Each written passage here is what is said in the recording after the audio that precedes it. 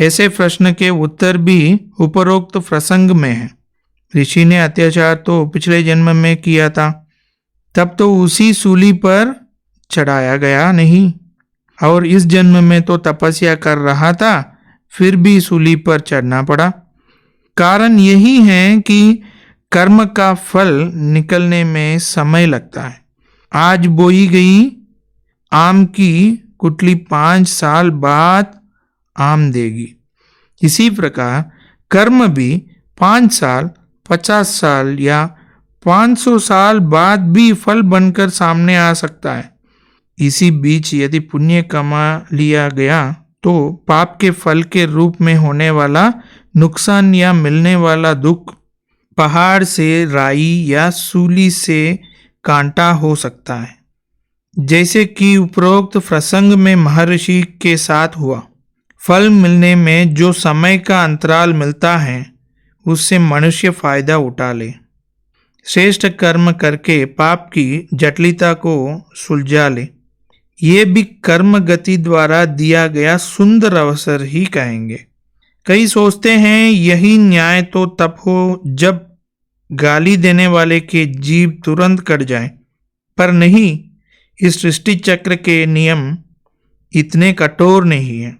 गाली देने वालों को पश्चाताप का मौका, सुधारने और बदलने का अवसर दिया बिना तुरंत फल नहीं मिल सकता। आधुनिक कंपनियां अपने शेयर होल्डर्स को नफा बांटती हैं क्योंकि वे निवेश करते हैं। जिसने निवेश नहीं किया उसे नफा रूपी फल भी नहीं मिलेगा। कर्म के हिसाब में भी हम जिस क्षेत्र में निवेश करेंगे उसी क्षेत्र से प्राप्त हो जाएगी। जिस क्षेत्र में नहीं करेंगे उस क्षेत्र में प्राप्ति नहीं होंगी। इस राज को न जानने के कारण मनुष्य को मन में प्रश्न उठता है, मुझे क्यों नहीं मिला। जब क्यों आता है तो उसके साथ गुस्सा, चिड़चिड़ापन आता है, असंतोष भी आता है, और फिर हम दूसरे के बोए हुए को खाने का प्रयास करते हैं।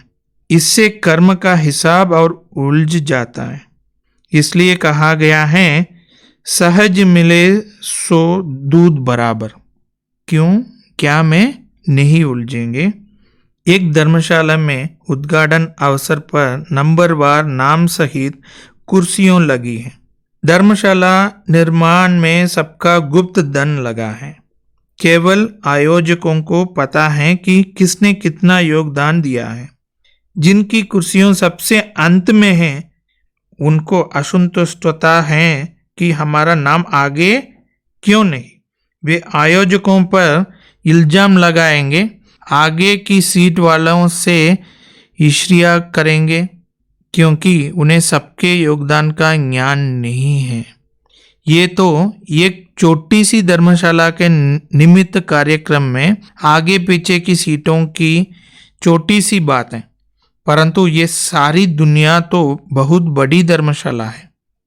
5000 साल से चली आई, कुल 650 करोड़ आत्माओं ने कहाँ कहाँ क्या क्या बीज बोया, कब बोया, कितना पिछले जन्म में बोकर आया, कितना कर्जा लेकर आया, क्या हम में से कोई जानता है। तो नाहक क्यों, क्या में हम क्यों उलझे। कर्म और फल। क्या सोच रहे हैं, अब क्या होगा। आपका बात बराबर है, मैं वही बोलने वाला हूँ। अगर अच्छा लगा तो लाइक कीजिए, कमेंट कीजिए, शेयर कीजिए, ज़रूर सब्सक्राइब कीजिए।